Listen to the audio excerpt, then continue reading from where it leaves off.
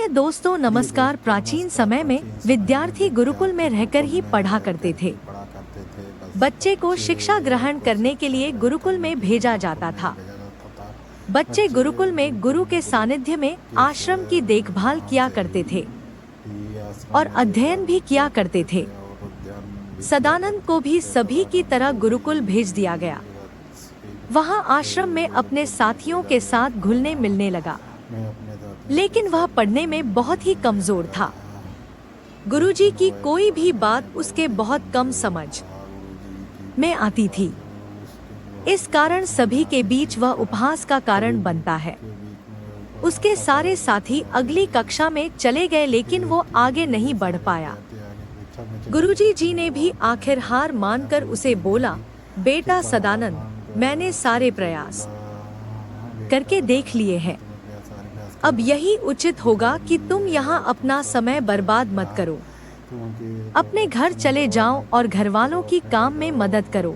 सदानंद ने भी सोचा कि शायद विद्या मेरी किस्मत में नहीं है और भारी मन से गुरुकुल से घर के लिए निकल गया। दोपहर का समय था।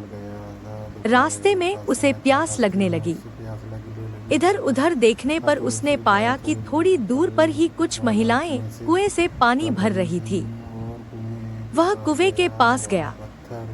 वहां पत्थरों पर रस्सी के आने जाने से निशान बने हुए थे, तो उसने महिलाओं से पूछा, यह निशान आपने कैसे बनाए? तो एक महिला ने जवाब दिया, बेटे यह निशान हमने नहीं बनाए। यह तो पानी खींचते समय इस कोमल रस्सी के बार बार आने जाने से ठोस पत्थर पर भी ऐसे निशान बन गए हैं। सदानंद सोच में पड़ गया। उसने विचार किया कि जब एक कोमल से रस्सी के बार बार आने जाने से एक ठोस पत्थर पर गहरे निशान बन सकते हैं, तो निरंतर अभ्यास से मैं विद्या ग्रहण क्यों नहीं कर सकता। सदानंद ढेर सारे उत्साह के साथ वापस गुरुकुल आया और अथक कड़ी मेहनत की।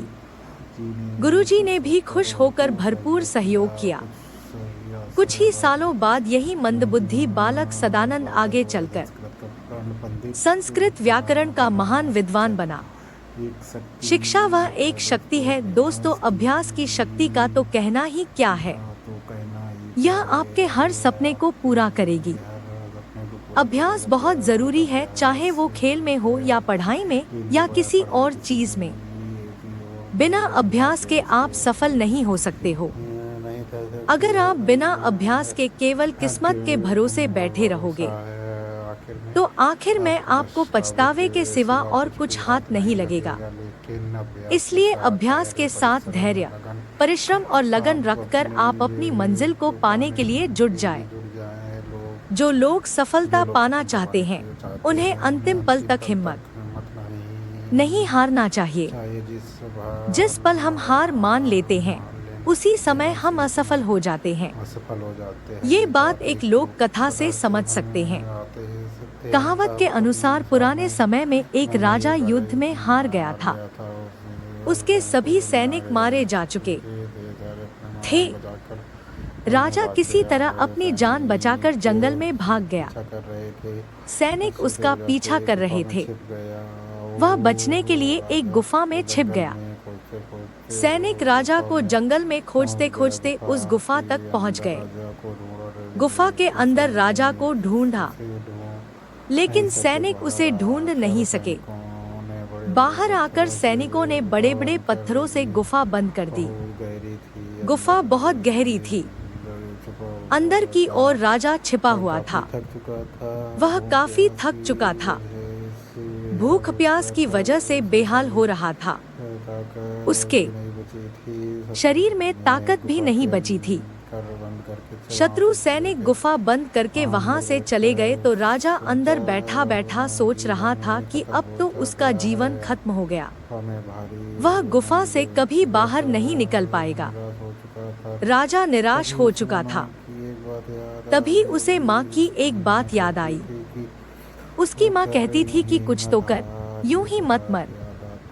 ये बात याद आते ही राजा में फिर से ऊर्जा आ गई। उसने सोचा कि कोशिश किए बिना हार नहीं मानना चाहिए। राजा गुफा के द्वार से पत्थरों को हटाने का काम शुरू कर दिया। कड़ी मेहनत के बाद राजा ने बड़े बड़े पत्थर खिसका दिए। किसी तरह राजा ने बाहर निकलने की थोड़ी सी जगह बना ली थी। राजा गुफा से बाहर निकला और अपने मित्र राजा के पास पहुंच गया। मित्र राजाओं की मदद से उसने शत्रुओं को पराजित कर दिया और अपना राज्य वापस प्राप्त कर लिया। इस कहानी से हमें यह सीख मिलती है कि हमें सफलता मिलने तक हार नहीं मानना चाहिए। जिस पल हम हार मान लेते हैं उसी समय असफल हो जाते हैं। जय श्री कृष्णा। आप सब लोगों पर भगवान कृपा बनाए रखे और आप लोग की सारी मनोकामनाएं पूर्ण हो। आप लोग मेरे चैनल को पहली बार देख रहे हो तो चैनल सब्सक्राइब, शेयर और कमेंट करें प्लीज। जय हिंद दोस्तों।